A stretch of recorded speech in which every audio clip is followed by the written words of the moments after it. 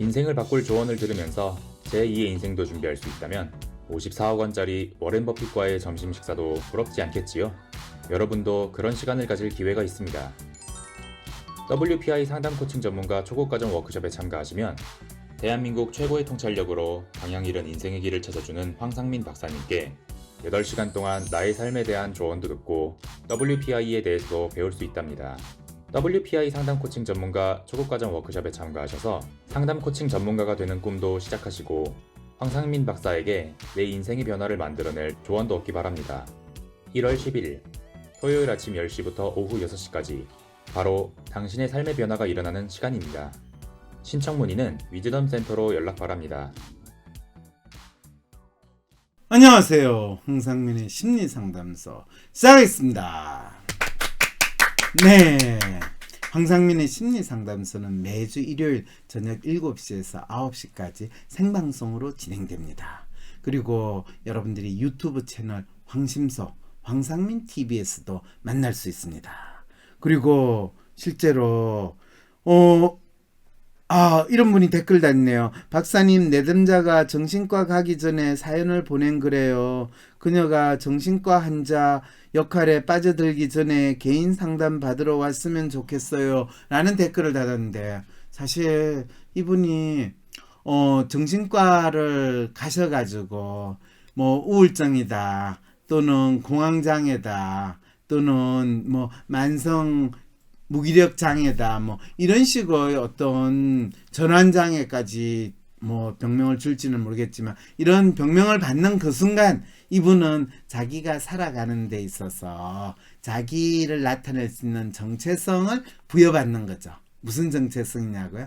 병자요. 네, 정신병 환자는 모르겠지만 병자라는 그거를 받는 순간 본인이 마음이 또 편안해짐을 느낄 거예요. 왜? 본인이 아프니까, 몸이 아니고 마음이 아프니까 취업하라는 소리를 누가 하겠어요?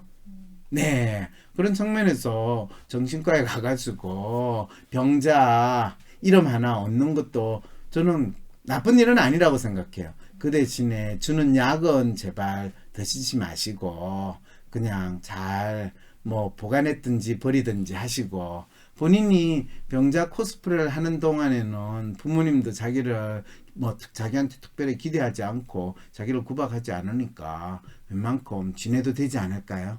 그럴 때 마음의 평화를 어떻게 찾고 자기가 좀 더 나은 삶을 본인이 얻을 것인가? 혼자 하기 힘들다면 뭐 상담을 제대로 받으시는 것도 필요하겠는데, 뭐 정신과 병원에 가가지고 우울증이다, 뭐 공황장애다, 또는 다른 어떤 병명을 받았다고 하면 조현병이다 이러면 이제 상담하는 사람조차도 그러면 뭐 제가 도와드릴 게 별로 없겠네요, 이럴 가능성이 높기 때문에 참 스스로 본인이 더 큰 함정에 빠질 위험도 있다는 거죠.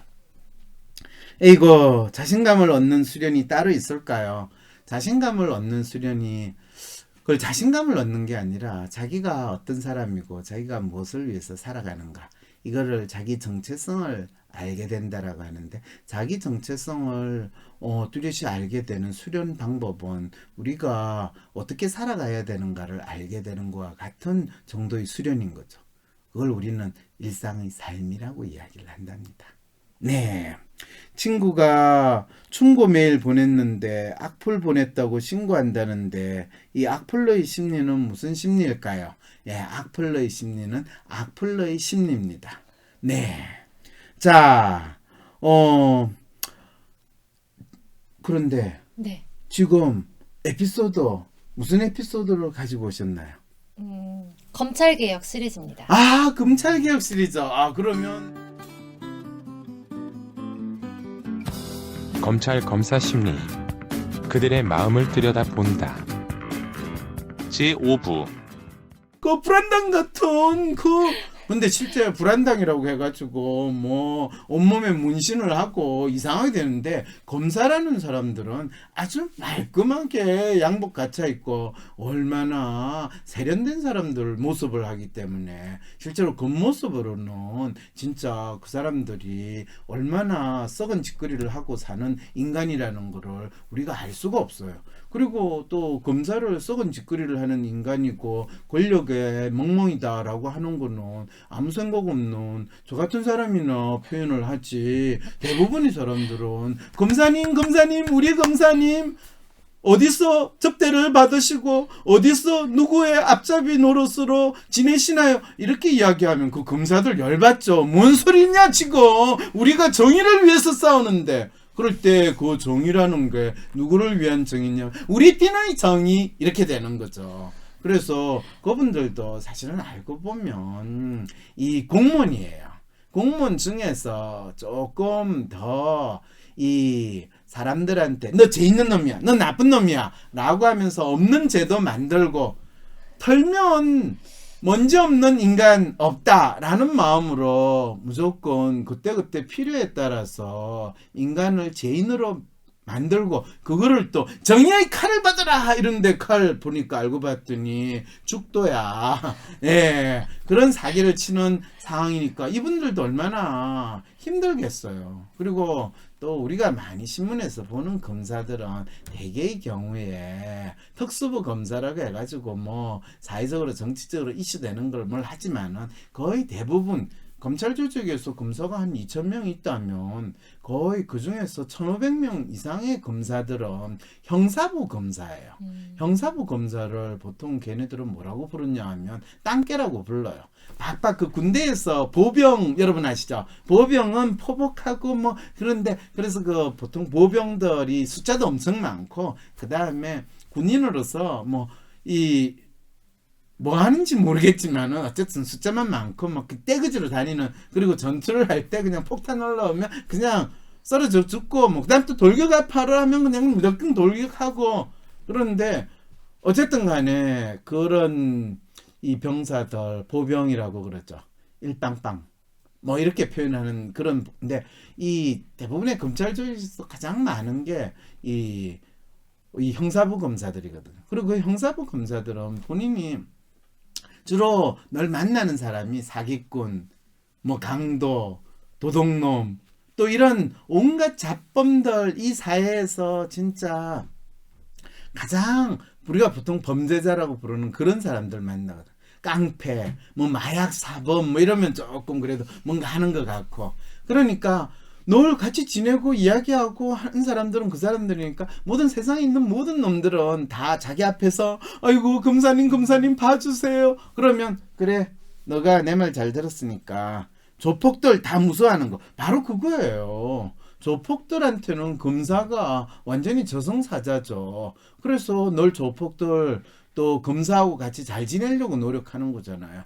그러다 보니까 형 동생 해가지고 형님 동생 이렇게 지내다 보면 조폭이 다 내 동생이고, 그럼 내가 마치 조폭 두목 같은 느낌이 들잖아요. 그럼 얼마나 반길이야.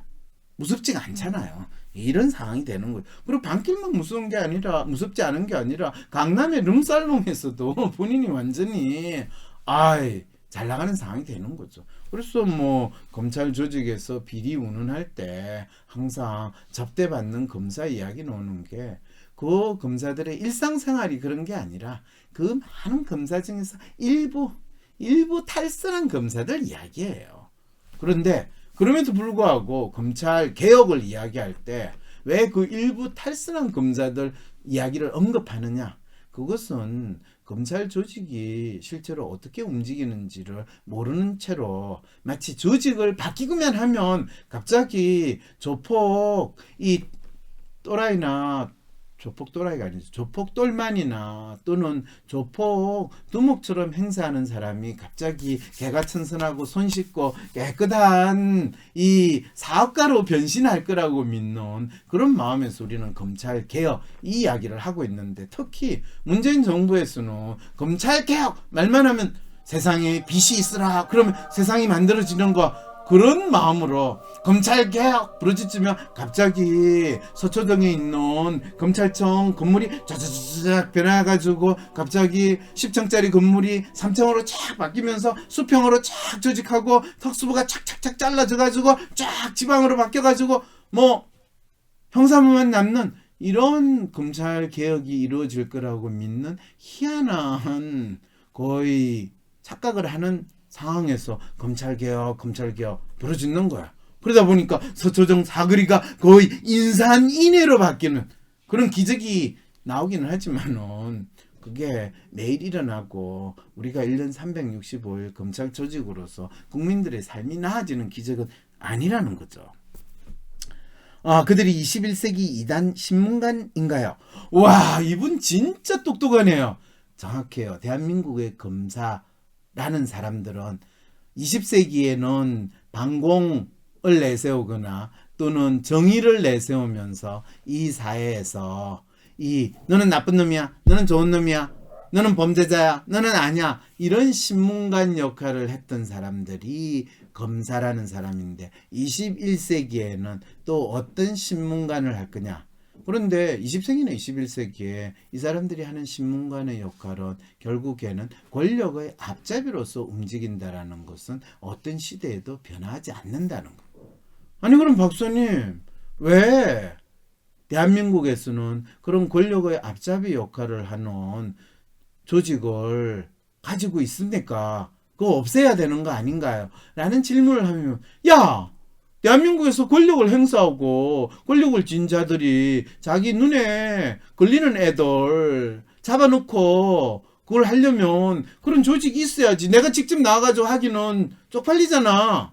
그리고 일반적으로 그런 권력을 진짜 마음대로 휘두를 수 있는 걸 가진다라는 거는 마치 박정희가 중앙정보부를 만들어가지고 외부의 적, 외국에서 있는 적들이 우리를 노린다 라는 말로 하면서 내부에 있어 조금이라도 정권에 반하거나 내 권력에 대해서 딴소리하는 인간을 미리미리 색출해가지고 잡아 조지는 거. 스탈린 시절에 비밀 경찰 조직을 만드는 거. 그런 것처럼 하는 게 있어야지. 아니 그거는 경찰로서 충분하잖아요. 아니 대한민국 경찰은 이미 민중의 지팡이가 됐잖아. 지팡이는 불쏘시개나 할 때 쓰는 거지. 그거는 이 비밀 경찰 조직으로 쓸 수가 없어요. 그래서 만든 게 지금 검찰 조직인데 그걸 없애면 안 되지. 이렇게 되는 상황이 되는 거죠. 예. 자, 그래서 검찰 개혁을 어떻게 해야 되는가? 이럴 때 뭐 검찰 개혁을 할 수 있는 법무부 장관도 아니고 또 대학에서 잘린 교수의 입장에서 그냥 가만히 있기는 너무 억울하고 그러니까 저는 어떻게 하기로 했냐 하면 제가 그래도 검찰 개혁은 아니지만은 검찰이라는 조직에서 일하는 검사라는 사람들의 마음은 대체 어떡할까? 우리가 보는 입장에서는 그럼 이분들이 그 조직에서 일을 하는 게 얼마나 힘들겠어요. 누가 지가 공부 열심히 해가지고 남들이 부러워하는 일을 한다고 생각하는데 실제로 하고 있는 일은 권력의 하수인으로서 제가 있든 없든 누가 시키면 제 있는 놈을 만들고 또 제가 있는 나쁜 놈도 야 얘 쟤 없다고 해줘 그러면 쟤 없게 만들고 하는 그런 짓을 하고 있으면 본인이 매일매일 사는 게 지옥 같을 텐데 그걸 견디면서 사는 그 사람들은 얼마나 마음이 힘들겠어요. 그래서 제가 한 10년 전에 그 조직에서 가장 중요한 위치에 있다라고 하는 검사, 평검사 아니야, 부부장 검사 아니야, 부장 검사. 소위 말해서 비교적 간부급이라고 하고 회사에서 팀장이나 부장이라고 이야기하는 위치가 바로 부장 검사거든. 우리 부장 판사라고 이야기하면 부장 판사보다는 직급이 하나 아래예요. 왜냐하면 검찰이라는 조직은 사법부, 법원보다는 한 단계 떨어지는 조직으로 지금 돼 있거든요. 자, 그거는 그 사람들 머리가 떨어진다가 아니라 소위 말해서 같은 법을 하지만은 이 결정은 결국에 재판해 가지고 판결 내리는 게 그거 너는 판결할 때까지 준비나 해봐.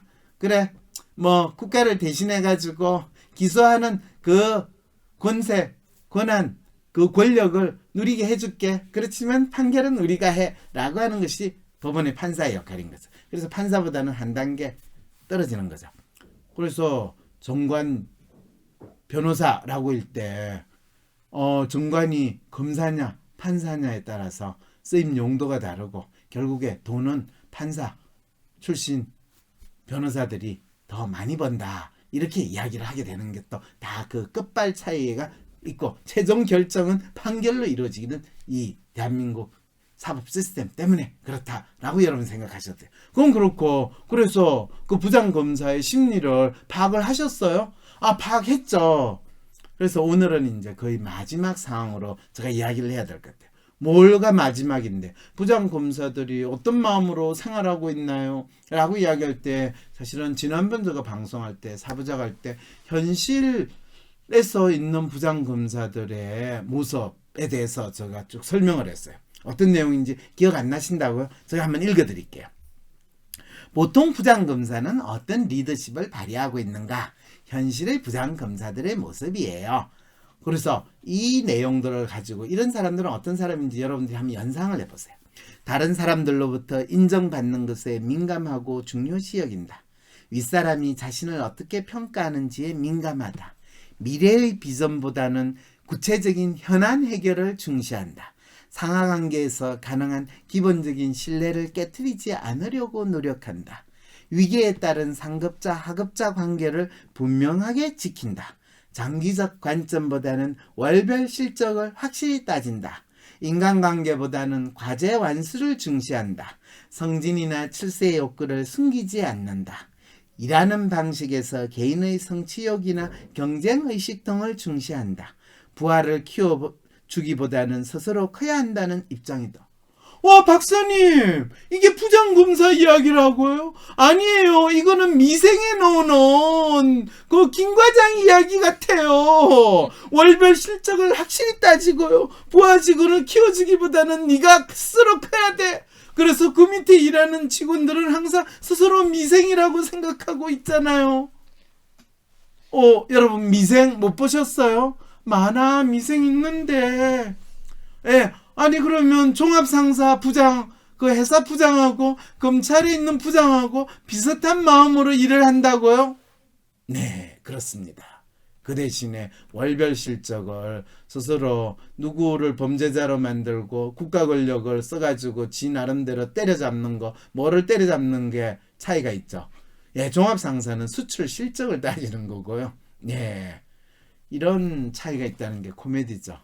아니 그럼 그 사람들 어려운 시험 통과했다는 거 그건 다 뭐예요? 네, 그 어려운 시험 통과하는 거는 스스로 통과 의뢰 아무나 다 시켜주면 안 되잖아요. 그래서 여러분들 종합상사 들어갈 때도 입사 시험 보고 힘들게 들어가는 사람 있고 뭐 검사 되겠다고 뭐 로스쿨 요즘에는 이제 로스쿨 나와가지고 그 중에서 성적 좋은 애들 검사로 뽑아요. 그러다 보니까 더욱더 말 잘 듣는 멍멍이 노릇을 더 열심히 해. 지가 기소하는 사건의 내용이 뭔지도 몰라요. 그냥 에이 기소시켜 그렇게 되는 상황이 벌어진다면 믿겠어요? 네. 아이고 그분들 참 멋있고 잘난 척하고 사는 줄 알았더니 실제로 보니까 참 안타깝네요 라는 생각이 드신다면 여러분들 후원해 주세요. 그분들 공무원들은 후원해 줄 필요가 없네요. 미안합니다. 네. 자, 그럼 어떻게 해야 될까요? 그래서 현실의 부장검사의 모습이 아니라 이 사람들은 나는 이런 이상적인 모습을 나는 지향하면서 살고 있어 라고 하는 마음으로 살아야 되는데 프람프트가 이상적인 검사님들은 세상의 일반적 남성들처럼 사모님은 무서워하겠죠? 아니요. 안 무서워해요. 그리고 주로 부인들하고의 대화는 이렇게 이야기해요. 당신이 지금 내게 가지고 있는 불만이 뭐야? 불만 3가지로 이야기해봐. 1번 뭐지? 말 못하지? 그건 당신이 불만이 없다는 거야. 이렇게 이야기하는 게 이 검사님 사모님과 검사의 대화거든요. 그렇기 때문에 대부분의 검사님 사모님들이나 검사는 부인과의 대화 이런 거 이야기 잘 안 해요. 네, 뭐 아들 딸하고도 그렇게 대하냐고요? 아니 여러분 스카이캐슬에 봤잖아요. 전직 검사 출신인 아버지가 아들한테 피라미드 위를 올라가야 돼. 너가 지금 공부를 이렇게 못하는 이유를 대봐. 지금 이런 조건이 다 갖췄는데 뭐 이렇게 이야기하는 거 마치 본인이 범죄자 취조할 때 수사할 때 사용하는 것 같죠. 근데 대부분의 검사들이 부장검사가 돼가 곧 변호사로 나갈 할 일 없는 상황이 되지 않고서는 본인이 직접 수사 안 해요. 취조 안 해요. 근데 간혹 하다가 초기 취조하다가 이제 망하는 경우도 있긴 하죠. 수사관들이 해준 거 대충 보고 이거 맞아? 맞아? 자 여기 사인해. 뭐 지장 찍어. 그러고 끝나는 게 검사 수사했다고 하는 짓이거든요. 보통 부장검사들이 자기가 이런 사람으로 살고 있어요 라고 믿고 있는 이상적인 리더십이 있어요. 그 리더십이 어떤 내용인지 제가 여러분한테 불러드릴게요. 부하 직원의 마음이 다치지 않도록 배려한다. 부하 직원이 저항감 없이 따를 수 있도록 합리적으로 지시한다. 이를 믿고 맡길 수 있는 부하 직원에 대해 끝까지 신뢰한다. 두루두루 사람들에게 좋은 평판을 받으며 적이 없는 편이다. 검찰로서의 사명감과 신념이 투철하다. 부하 직원의 능력을 믿고 포괄적으로 업무를 맡기는 편이다. 가족적인 분위기에서 즐겁게 일할 수 있는 분위기를 만든다. 평상시에도 부하 직원들과 많은 대화를 한다. 직급과 개인 특성을 고려하여 융통성 있게 규정을 적용한다. 상하관계에서 가능한 기본적인 신뢰를 깨트리지 않으려고 노력한다. 여러분, 이분들이 이상적으로 생각하는 리더십 이야기를 쭉 들으니까 어떤 분이 연상되세요? 우리 회사에 김 부장님, 우리 회사에 허 과장님, 뭐 이런 분들이 연상된다고요? 네. 보통 일반 대기업에서 샐러리맨 부장으로서 내가 잘리지 말고 조금 더 내가 임원되는 그날을 위해서 열심히 살아야지 그러면서 사람들에게 믿음직하고 또 온화하고 그러면서 내가 잘 지내는 사람으로 보이고 싶어하는 말단 부장의 아주 전형적인 모습을 보이는 찌질한 회사인간이 대한민국 검찰 조직의 중추를 이루는 부장검사들의 실제적인 리더십의 아니고 이상적으로 바라는 리더십이라면 검찰 조직이라는 존재가 얼마나 웃기는 조직인지 알겠죠. 그래서 그들이 이야기하는 검찰로서의 사명감과 신념이 투철하다. 나는 이것이 본인이 가장 내세울 수 있는 이상적인 리더십의 성격이라는 거죠. 그러면 검찰로서의 사명감과 신념은 뭘까요? 네, 권력의 하명을 받아서 무엇이든지 때려잡고 권력을 행사한다 라게 되는 거죠. 그리고 그 타겟이 전직 대통령이면 더 신나고 좋고 그 다음에 찌질한 조폭 애새끼들이라면 그 조폭 애새끼들한테 뜯어먹는 거는 더 좋고 별 볼 일 없는 대학에서 잘린 교수라면 경멸의 눈초리로 네가 뭐 잘났다고 시끄럽게 살았냐라고 잡아넣는데 더 쾌감을 느끼는 네, 이런 것이 검찰에서 일하는 부장검사들의 기본적인 심리라고 생각을 한다면 이 사람들이 과연 이 조직에 있어야 될까요? 이 조직 자체가 존재해야 될까요? 왜 사세요? 누군가 왜 사냐고 물어보면 그냥 살아요 라고 공허한 대답밖에 할 수 없었나요? 내가 누구고 무엇을 위해 살고 어떻게 살 것인지 모르기 때문에 어떤 분들은 뭐 주님의 품으로 들어가라고 하고 어떤 분들은 뭐 오토바이 타라고 그러고 정답과 같은 답을 쫓으면 행복해질 수 있으리라 믿으셨나요? WPI 워크숍에서 자신을 알고 주변 사람을 이해하고 그 과정에서 나에게 딱 맞는 행복의 방정식을 찾아보세요. 자신의 행복과 삶의 비밀을 알 수 있는 1월 11일 토요일 WPI 워크숍에 참여하세요.